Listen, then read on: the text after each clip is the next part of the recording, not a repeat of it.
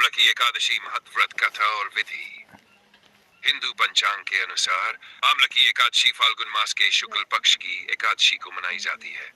इस एकादशी का विशेष महत्व है क्योंकि इस दिन आंवले के वृक्ष की पूजा की जाती है और इसे भगवान विष्णु का प्रिय वृक्ष माना जाता है।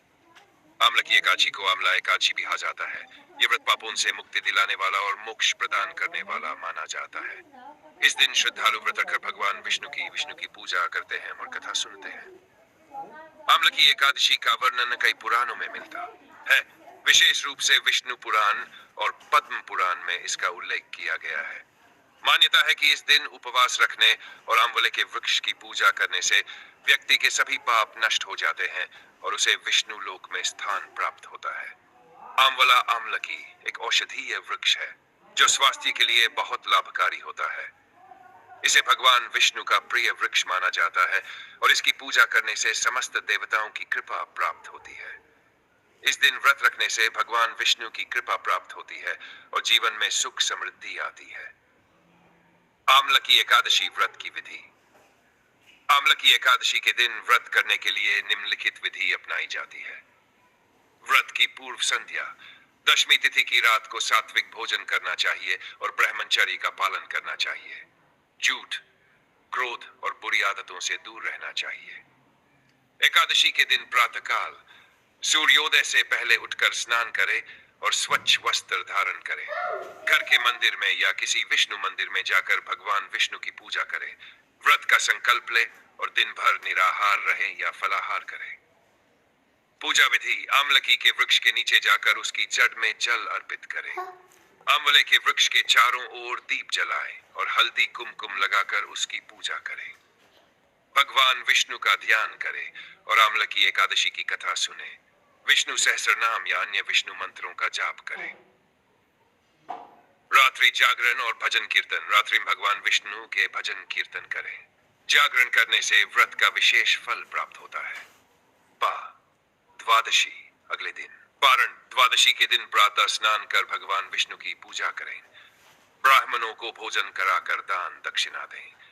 इसके बाद व्रत का पारण था। प्राचीन काल में विद्वती नगरी में एक चक्रवर्ती राजा चित्ररथ का शासन था। यह राज्य बहुत समृद्ध था और वहां के लोग धर्मपरायण थे। राजा स्वयं भी विष्णु भक्त थे और उनके राज्य में आमलकी एकादशी का विशेष महत्व था। एक बार आमलकी एकादशी के दिन राजा और प्रजा ने मिलकर आंवले के वृक्ष के नीचे भगवान विष्णु की पूजा की और पूरी श्रद्धा से व्रत रखा।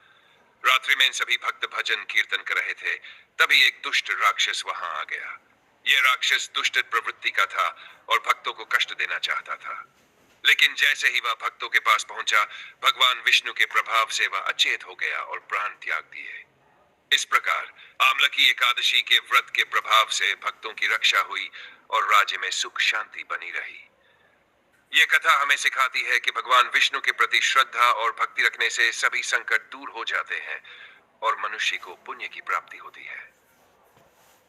आमलकी एकादशी से जुड़ी मान्यताएं। मोक्ष प्राप्ति। इस व्रत को करने से व्यक्ति को मोक्ष की प्राप्ति होती है और जन्म मरण के चक्र से मुक्ति मिलती है। पुण्य फल। आमलकी एकादशी का पुण्य फल हजारों वर्ष की तपस्या के बराबर माना जाता है। 3. सभी कष्टों से मुक्ति। इस व्रत को करने से सभी प्रकार के दुख, रोग और परेशानियां दूर होती है। धन धान्य में वृद्धि। जो व्यक्ति इस व्रत को श्रद्धा से करता है, उसके घर में हमेशा सुख समृद्धि बनी रहती है। व्रत में क्या करे और क्या न करे। क्या करे। इस दिन आंवले के वृक्ष की पूजा अवश्य करे। भगवान विष्णु के मंत्रों का जाप करें। ब्राह्मणों को दान दें और जरूरतमंदों की सहायता करें। सात्विक आहार का पालन करें। क्या न करें। तामसिक भोजन जैसे लहसुन, प्याज, मांस, मदिरा का सेवन न करें। व्रत के दौरान क्रोध, झूठ और बुरे विचारों से बचें। व्रत के दिन अनावश्यक रूप से किसी को कष्ट न दें। निष्कर्ष। आमलकी एकादशी हिंदू धर्म में विशेष महत्व रखती है। यह व्रत न केवल आध्यात्मिक लाभ देता है, बल्कि व्यक्ति के जीवन को भी सकारात्मक दिशा में प्रभावित करता है। जो भी श्रद्धालु इस दिन विधिपूर्वक व्रत रखता है और भगवान विष्णु की आराधना करता है, उसे निश्चित रूप से पुण्य की प्राप्ति होती है और उसके जीवन में सुख समृद्धि आती है।